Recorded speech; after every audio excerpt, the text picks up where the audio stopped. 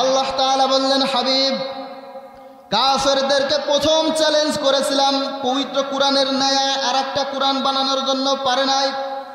এরপরে দ্বিতীয় দফায় চ্যালেঞ্জ করলাম, তারা যেন এই কোরআনের 10টা সূরার মতো 10টা সূরা বানায়, সেটাও পারে নাই। এবার তৃতীয় দফায় তাদেরকে জানায় দেন, তারা যেই কথা বলে এই কথার উপরে তারা যদি সত্যবাদী হয়ে থাকে তাহলে 10টা সূরার মতো নয়, এই পবিত্র কোরআনের একটা সূরার মতো সূরা যেন তারা বানায়।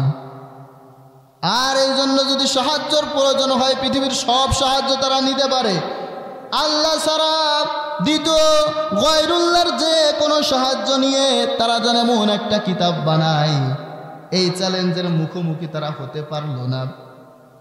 তৎকালীন সময় একজন সাহাবা পবিত্র কোরআনের সবচেয়ে ছোট সূরা সূরাতুল কাউসার, এই সূরাতুল কাউসার নিয়ে মক্কার কাবা ঘরের গায়ের মধ্যে গিলাফের মধ্যে টানায় দিলেন। টানায় দিয়ে বললেন, এই যে পবিত্র কোরআনের সবচেয়ে ছোট সূরা সূরাতুল কাউসার, এই পুরো কাউসার নয়, এই পবিত্র কোরআনের সূরাতুল কাউসারের যে কোনো একটা আয়াত যদি পারো, এই আয়াতের মতো একটা আয়াত এইটার নিচে এসে টানায় দাও। পবিত্র কোরআনের সবচেয়ে ছোট সূরার নাম হচ্ছে কাউসার। কাউসার যখন টানায় দিয়েছে, তৎকালীন সময়ে এই নিউজ ভাইরাল হয়েছে আর কি, সবার মধ্যে ছড়ায় পড়ছে যে আল্লাহ তেমন আয়াত নাজিল করছে, আর সাহাবা বিশ্বনবীর অনুসারী মুহাম্মাদের অনুসারী সে ছোট সূরাটা নিয়ে মক্কার গায়ে টানায় দিয়েছে। আর ওইখানে বলছে, এমন কোনো বাপের বেটা যদি থাকো, এই পবিত্র কোরআনের সবচেয়ে ছোট সূরার সূরাতুল কাউসারের যে কোনো আয়াতের এই আয়াতের মতো একটা ছোট আয়াত তোমরা বানায় নিয়ে আসো। এই নিউজ যখন পুরো মক্কার মধ্যে ছড়ালো, সেই যুগটা ছিল কবি আর সাহিত্যিকদের যুগ। কবিতার সাহিত্যের সবচেয়ে বেশি সরাসরি ছিল বিশ্বনবী জনাবে মুহাম্মদুর রাসূলুল্লাহ সাল্লাল্লাহু আলাইহি ওয়াসাল্লাম যখন জমিনের মধ্যে আসলেন। বিশ্বনবী জনাবে মুহাম্মদুর রাসূলুল্লাহ সাল্লাল্লাহু আলাইহি ওয়াসাল্লামের বিপরীতে যেই সকল কবিরা কথা বলতো, তারা আবার প্রস্তুতি গ্রহণ করলো এমন একটা আয়াত বানানোর জন্য। বহু জল্পনা কল্পনা চেষ্টা সাধনা করার পরে এমন একটা আয়াত তো বানাতেই পারলো না। মুফাসসিরদের মতে তাদের মধ্যে একজন কবি, নাম হলো লাবিদ বিন রবিয়া, সবচেয়ে দক্ষ ছিল।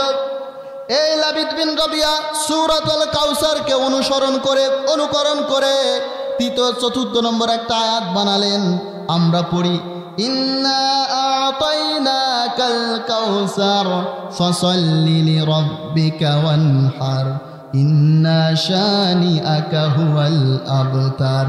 এই তিনটা আয়াতের পরে কবি লাবিদ বিন রবিয়া একটা আয়াত লাগায় দিলেন, লাইসা হাদা মিন কালামিল বাশার। আল্লাহু আকবার।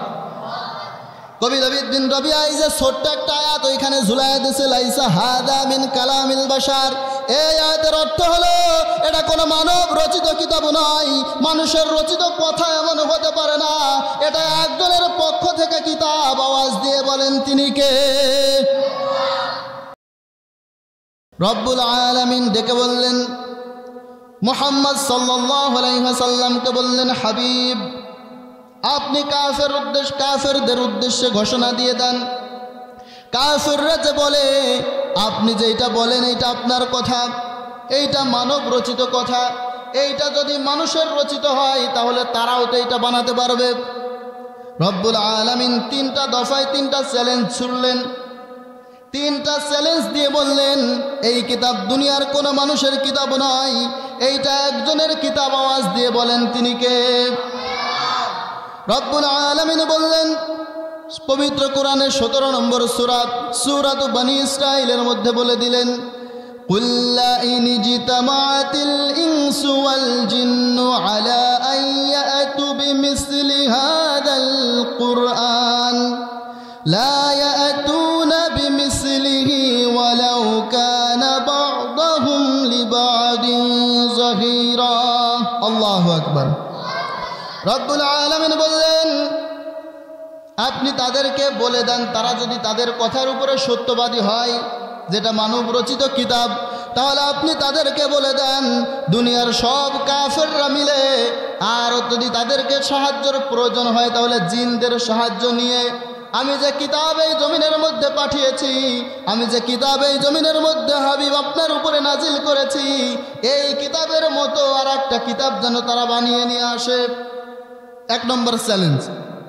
তারা যে বলে আপনি যে কোরআনের দাওয়াত দেন, আপনি যে ইকামতে দ্বীনের দাওয়াত দেন, আপনি যে কোরআনের কথা বলেন, এটা নাকি আপনার নিজের রচিত কিতাব, আপনার মন গড়ন কথা। তাহলে এটা যদি মানুষের রচিত হয় তাহলে তারাও তো এটা পারবে। তাহলে তাদেরকে ঘোষণা করে দেন যে তারা যেন এরকম একটা কিতাব বানায় নিয়ে আসে, আর এইটা বানাতে যে তারা যেন, যদি তাদের প্রয়োজন হয়, মানুষ একা পারতেছে না, জিনদের সাহায্য নিবে, তাহলে জিনেদের সাহায্য নিয়ে হলে এমন একটা কিতাব তারা তৈরি করে। পারছে করতে? পারে কিন্তু নাই। এরপরও সমালোচনা থামে নাই। বুঝতে পারছেন কথা? 1 নম্বর চ্যালেঞ্জ যখন আল্লাহ ছুড়ে দিলেন, কিতাব তো একটা বানাতে পারে নাই, এরপরে ওইটা রটায় যে মুহাম্মদ যেটা বলে এটা আল্লাহ কোনো কথা না, এটা মুহাম্মাদের কথা, মুহাম্মাদের মন গড়ন কথা, নিজের দলকে ভারী করার জন্য এই কথা সে বলে। 2য় দফা আবার চ্যালেঞ্জ ছুড়লেন যে তাই নাকি, তাহলে এই কোরআনের 10টা সূরার মতো 10টা সূরা বানাও যদি তোমরা পারো, আর যদি তোমরা এই কথার উপরে সত্যবাদী হয়ে থাকো। এটা আসছে পবিত্র কোরআনের 11 নম্বর সূরা, সূরাতুল হুদের 13 নম্বর আয়াতের মধ্যে রব্বুল আলামিন বললেন, أم يقولون افتراه قل فأتوا بعشر صور مثله مفتريات وادعوا من استطعتم من دون الله إن كنتم صادقين الله أكبر রব্বুল আলামিন বললেন, হাবিব, ওই যে কাফেররা বলে আপনি এটা নিজেই বানাইছেন, আপনি এটা নিজে থেকে বানিয়ে বানিয়ে বলেন, তাহলে প্রথম দফায় চ্যালেঞ্জ করেছিলাম একটা কোরআন বানাতে হবে, এবার 2য় দফায় চ্যালেঞ্জ করছি পুরো একটা কোরআন না, আপনি তাদেরকে বলে দেন, তারা যদি তাদের কথার উপরে সত্যবাদী হয়ে থাকে তাহলে এই কোরআনের 10টা সূরার মতো 10টা সূরা যেন তারা বানায়। পারছে? এই কোরআনের 10টা সূরার মতো সূরা বানানোর চ্যালেঞ্জ যখন দিল, এবার ওদের টনক নড়ছে, পারে তো নাই। বিশ্বনবী জনাবে মুহাম্মদুর রাসূলুল্লাহ সাল্লাল্লাহু আলাইহি সাল্লামের ব্যাপারে কুচ্ছা রটাতেই আছে। এবার আল্লাহ তাআলা 3য় দফায় চ্যালেঞ্জ তুললেন। কুরআনুল কারীমের 2 নম্বর সূরা সূরাতুল বাকারা এর 23 নম্বর আয়াতের মধ্যে রব্বুল আলামিন সেই কথা তুলে দিলেন, ওয়া ইন কুনতুম ফি রাইবিম মিম্মা নাযালনা আলা আবদিনা وادعوا شهداءكم من دون الله إن كنتم صادقين الله أكبر আল্লাহ তাআলা বললেন, হাবিব, কাফেরদেরকে প্রথম চ্যালেঞ্জ করেছিলাম পবিত্র কোরআনের ন্যায় আর একটা কোরআন বানানোর জন্য, পারে নাই। এরপরে 2য় দফায় চ্যালেঞ্জ করলাম তারা যেন এই কোরআনের 10টা সূরার মতো 10টা সূরা বানায়, সেটাও পারে নাই। এবার 3য় দফায় তাদেরকে জানায় দেন, তারা যেই কথা বলে এই কথার উপরে তারা যদি সত্যবাদী হয়ে থাকে তাহলে 10টা সূরার মতো নয়, এই পবিত্র কোরআনের একটা সূরার মতো সূরা যেন তারা বানায়। আর এই জন্য যদি সাহায্যের প্রয়োজন হয়, পৃথিবীর সব সাহায্য তারা নিতে পারে, আল্লাহ ছাড়া দ্বিতীয় গায়রুল্লাহর যে কোনো সাহায্য নিয়ে তারা যেন এমন একটা কিতাব বানায়, এই চ্যালেঞ্জের মুখোমুখি তারা হতে পারল না। তৎকালীন সময় একজন সাহাবা পবিত্র কোরআনের সবচেয়ে ছোট সূরা সূরাতুল কাউসার, এই সূরাতুল কাউসার নিয়ে মক্কার কাবা ঘরের গায়ের মধ্যে গিলাফের মধ্যে টানায় দিলেন। টানায় দিয়ে বললেন, এই যে পবিত্র কোরআনের সবচেয়ে ছোট সূরা সূরাতুল কাউসার, এই পুরো কাউসার নয়, এই পবিত্র কোরআনের সূরাতুল কাউসারের যে কোনো একটা আয়াত যদি পারো, এই আয়াতের মতো একটা আয়াত এইটার নিচে এসে টানায় দাও। পবিত্র কোরআনের সবচেয়ে ছোট সূরার নাম হচ্ছে কাউসার। কাউসার যখন টানায় দিয়েছে, তৎকালীন সময়ে এই নিউজ ভাইরাল হয়েছে আর কি, সবার মধ্যে ছড়ায় পড়ছে যে আল্লাহ তেমন আয়াত নাজিল করছে, আর সাহাবা বিশ্বনবীর অনুসারী মুহাম্মাদের অনুসারী সে ছোট সূরাটা নিয়ে মক্কার গায়ে টানায় দিয়েছে। আর ওইখানে বলছে, এমন কোনো বাপের বেটা যদি থাকো এই পবিত্র কোরআনের সবচেয়ে ছোট সূরার সূরাতুল কাউসারের যে কোনো আয়াতের এই আয়াতের মতো একটা ছোট আয়াত তোমরা বানায় নিয়ে আসো। এই নিউজ যখন পুরো মক্কার মধ্যে ছড়ালো, সেই যুগটা ছিল কবি আর সাহিত্যিকদের যুগ। কবিতার সাহিত্যের সবচেয়ে বেশি সরাসরি ছিল বিশ্বনবী জনাবে মুহাম্মদুর রাসূলুল্লাহ সাল্লাল্লাহু আলাইহি ওয়াসাল্লাম যখন জমিনের মধ্যে আসলেন। বিশ্বনবী জনাবে মুহাম্মদুর রাসূলুল্লাহ সাল্লাল্লাহু আলাইহি ওয়াসাল্লামের বিপরীতে যেই সকল কবিরা কথা বলতো, তারা আবার প্রস্তুতি গ্রহণ করলো এমন একটা আয়াত বানানোর জন্য। বহু জল্পনা কল্পনা চেষ্টা সাধনা করার পরে এমন একটা আয়াত তো বানাতেই পারলো না। মুফাসসিরদের মতে তাদের মধ্যে একজন কবি, নাম হলো লাবিদ বিন রবিয়া, সবচেয়ে দক্ষ ছিল।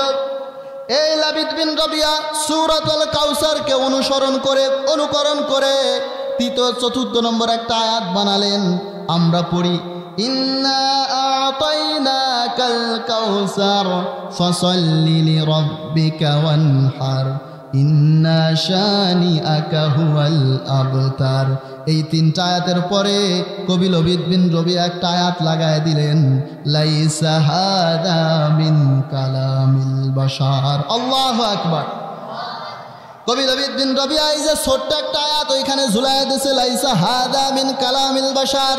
এই আয়াতের অর্থ হলো এটা কোনো মানব রচিত কিতাব নয়, মানুষের রচিত কথা এমন হতে পারে না, এটা একজনের পক্ষ থেকে কিতাব। আওয়াজ দিয়ে বলেন তিনি কে? দুনিয়ার কোনো মানুষের পক্ষে সম্ভব হয়েছে? আর কিয়ামত পর্যন্ত সম্ভব হবে? তো সেই ঐশী কিতাব আমাদের সময় হয়ে গেছে। এই কিতাব থেকে একটা